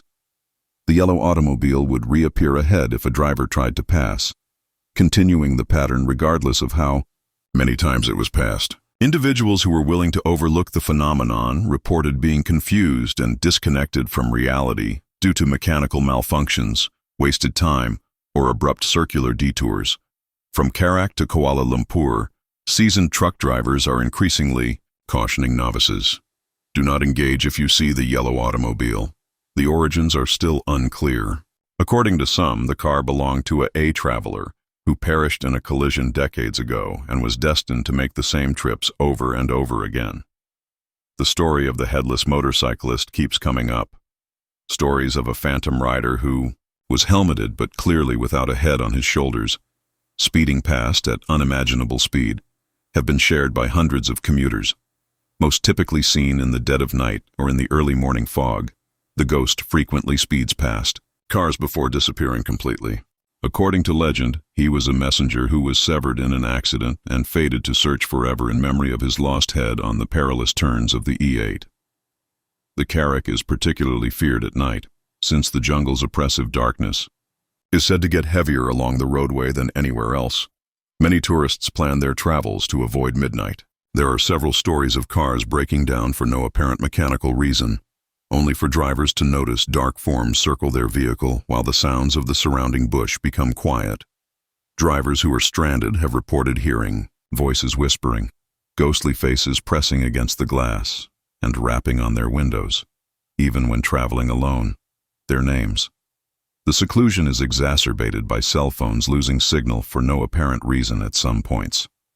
Law enforcement related occurrences contribute to the Karak Expressway's ethereal notoriety. Patrol officers have seen ghostly kids walking the separated lanes, asking for assistance, or just standing there while cars drive right by. Other police stories describe cars that seemingly disappear while pursuing suspected speeders, only to discover no signs or evidence.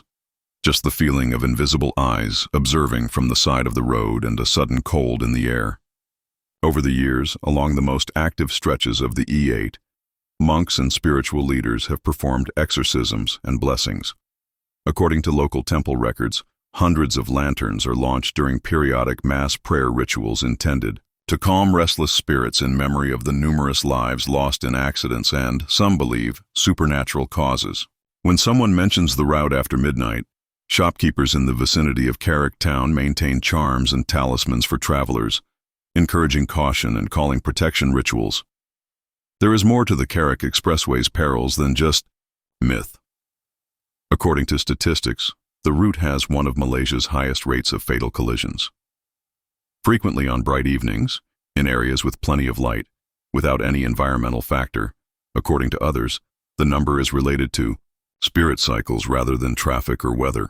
Families in neighboring villages tell accounts of relatives who died in accidents and then found their restless spirits wandering the roadside years later, stranded between worlds during the peak of apparition activity and determination to interact with or disturb the living. Survivors' psychological impacts are well established. Drivers talk about cold zones, which are regions when the temperature decreases and people's minds appear to fog. Investigators have documented symptoms such as unexpected waves of melancholy or fear, bewilderment, memory lapses, and loss of time. Travelers who are sleep-deprived see voices calling their names, shadows that flicker at the edges of their vision, and the distinct feeling that they are being watched. Never alone yourself, always being chased. These days, paranormal societies congregate in groups for nightly outings, exchanging discoveries and encouraging one another through rites vowed to inspire bravery. Skeptics, however, provide justifications. Some blame the apparitions on the road's dangerous layout, sharp turns, dim lighting, and the mental strain of being alone in the bush. Even experienced drivers, law enforcement officers, truckers, and bus operators, however, continue to maintain the conviction that not all threats on the Karak are physical. Unidentified markings, abrupt temperature changes, and malfunctioning instruments have been observed by automotive engineers looking into accident scenes. Justification. The road is nevertheless essential for business and tourism in spite of government warnings and folklore. Every day, busloads of families and schoolchildren travel through haunted areas, some blissfully oblivious, others holding protecting talismans. Horror movies, books, and documentaries have perpetuated the Karak's eerie image over the years, evolving with each new encounter and unsolved tragedy. Decades of expertise and superstition provide useful guidance for individuals who travel the E8. You should never stop for a hitchhiker. If a car comes up in front of you again, never try to pass it or race it. Keep doors secured and windows up, especially on evenings when there is no moon. And if your GPS spirals or your phone dies out of the blue, keep your cool and ignore the rumors.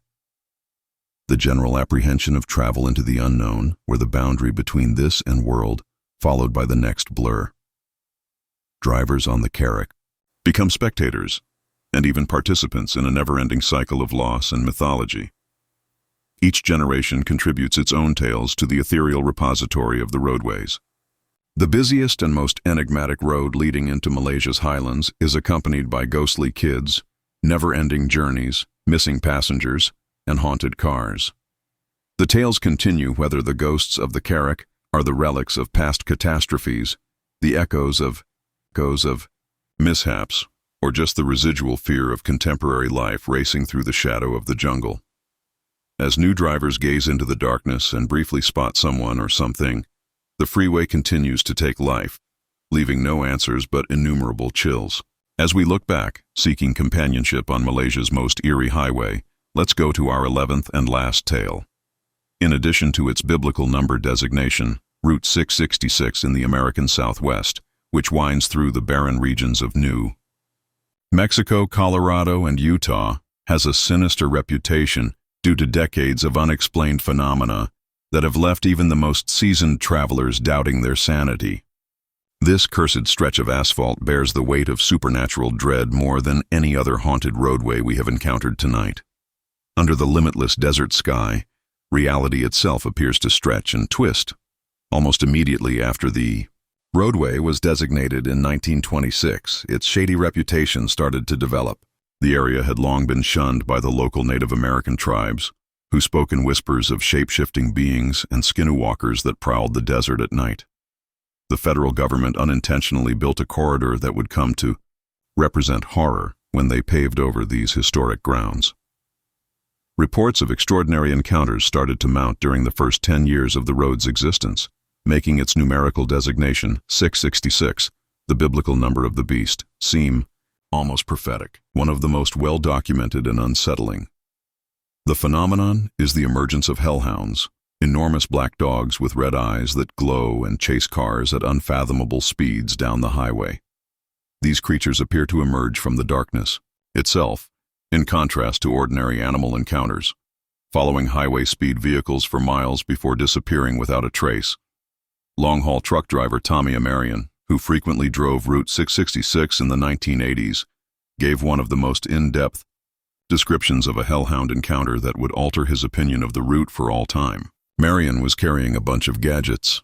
His nightmare started soon after midnight on a moonless October night as he traveled from Albuquerque to Denver. Only the occasional mesa silhouetted against the starry sky broke the infinite expanse of desert on both sides.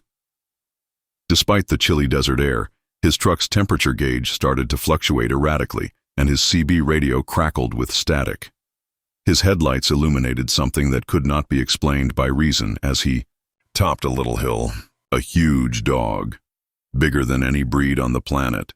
Its coal black fur appeared to absorb light instead of reflect it as it stood in the middle of the highway.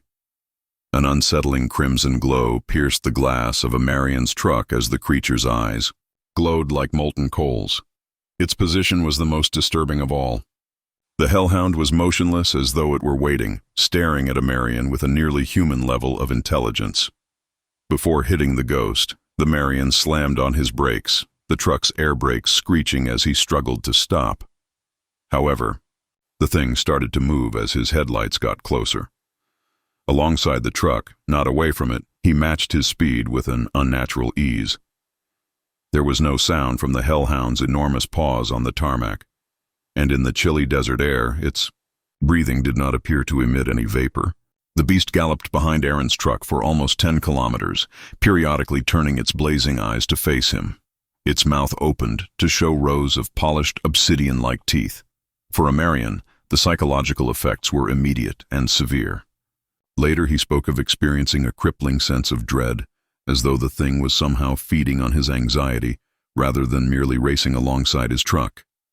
The truck's heater started to blow air so frigid that his breath turned to vapor, and the radio filled with unintelligible muttering in languages he didn't know. He attempted to accelerate, but the hellhound easily kept up with him. He eased down, and the creature followed suit, never faltering or displaying indications of exhaustion. Ion was shaken and confused as the hellhound swerved off the highway and vanished into the night, just as abruptly as it had appeared. Other truckers saw his pale face and shaking hands when he pulled to a stop at the next truck stop. Long scratches were seen on the passenger side of the truck's paint, as though something with razor-sharp talons had clawed it through the metal with 4 parallel gouges. No earthly animal could have wreaked such damage while rushing at highway speeds. Amarian's experience was by no means unusual. Numerous, identical instances have occurred on Route 666, with drivers claiming anything from phantom cars that ghostly individuals that are standing in the middle of the road, seemingly unaware of approaching cars, suddenly materialize and vanish. Many trucks would go hundreds of miles out of their way to avoid driving the highway after dark because of its legendary reputation, which led to locals calling it the Devil's Highway. One of the most enduring myths is about the girl in the white ghostly figure who first offers assistance to stranded drivers before exposing her actual terrible character. Numerous witnesses have described seeing a young woman approaching disabled people while wearing a ripped white dress. Automobiles on Route 66. At first, she seems helpful, saying she knows where to get aid. Those who accept her assistance, however, soon learn that she takes them farther into the desert, where they are left completely lost. As she glides ahead of their cars, some people say they can't see the woman's image in their car mirrors, while others say her feet never quite touch the earth. Beyond isolated incidents, the paranormal activity on Route 666 had an impact on the highway itself. Maintenance workers reported seeing patches of asphalt that had inexplicably broken in exact geometric patterns overnight, creating symbols that looked like occult sigils or Native American petroglyphs. Regular equipment failures included electronic devices failing when placed close to specific sections of the road and heavy gear breaking down for no apparent cause. Many construction workers resign after claiming to have seen shadowy beings, observing them from a distance or to have heard voices calling their names from an empty desert. Travelers on Route 666 began to experience lost time more frequently. After entering what appeared to be brief highway segments, drivers would leave hours later with no recollection of the trip, their odometers displaying distances that didn't correspond with the actual length of the road and their fuel gauges exhibiting impractical consumption rates. Despite keeping constant speeds and avoiding any unforeseen stops, several reported reaching their destinations days earlier or later than anticipated. Believing that the roadway itself had turned into a channel for demonic activity, religious organizations started regularly performing exorcisms along it. Local churches staged prayer vigils, and itinerant evangelists would set up along the roadside warning motorists of the spiritual perils that lay in the desert darkness. The supernatural activity appears to be unaffected by these attempts, and several religious leaders have described having their own unsettling experiences while trying to bestow blessings on the roads. Official action was eventually sparked by the growing number of claims and the highway's increasing reputation for paranormal activity. In order to prevent highway signs from being stolen by collectors looking for souvenirs with the number 6666, the federal authorities subtly renamed Route 666 as Route 491 in 2003. Many residents, however, thought the true goal was to disassociate the route from its paranormal reputation and lessen the amount of thrill seekers who gathered to the highway in the hopes of experiencing eyewitness accounts of paranormal experiences. Even after the renumbering, there is still paranormal activity around the old Route 666. Bureaucratic decisions appear to have had little impact on the desert terrain, and the organizations that inhabit it are still operating as usual. Along what is now Route 491, modern travelers continue to claim lost time experiences, phantom cars, and hellhound encounters. Changing the numbers on signs won't erase the road's grim past, and the memories of people who were terrified by it are still as clear as ever. After his run-in with the hellhound, Tommy Amarian never drove in the region again. Unable to forget those flaming red eyes and the overwhelming sense of malevolence that had followed him through the desert night, he decided to retire early from trucking. His thorough description, supported by tangible proof in the shape of claw marks on his truck, is among the strongest testimonials to this cursed section of the U.S. highway appears to be protected by mystical forces. Some highways carry more than just traffic, as the tales we've told tonight, from the hellhounds of Route 666 to the spectral miners of Pit Lane, remind us. They carry the burden of tragedy, history, and forces that are beyond our comprehension. Keep in mind that sometimes there is more to the dark than meets the eye as you traverse the highways and byways on your own trips. Additionally, not every person at the side of the road is a living person. If these terrifying genuine stories have left you on the edge of your seat, be sure to hit the notification bell to ensure you don't miss our most recent explorations of the most haunted places in the globe, and subscribe to Verified Fears for more recorded experiences with the paranormal. Leave a comment below with your own highway horror tales. We read each and every one, and we might include yours in our upcoming countdown. Anyone going late at night on unknown routes should heed this advice. Have faith in your intuition, If you notice statistics that shouldn't be there, if something doesn't feel right, or if don't pause to look into why your electronics aren't working properly, continue driving, lock your doors, and keep in mind that sometimes the best defense against the supernatural simply means to continue moving. Even though they may be among us, the dead cannot stay where the living don't want to.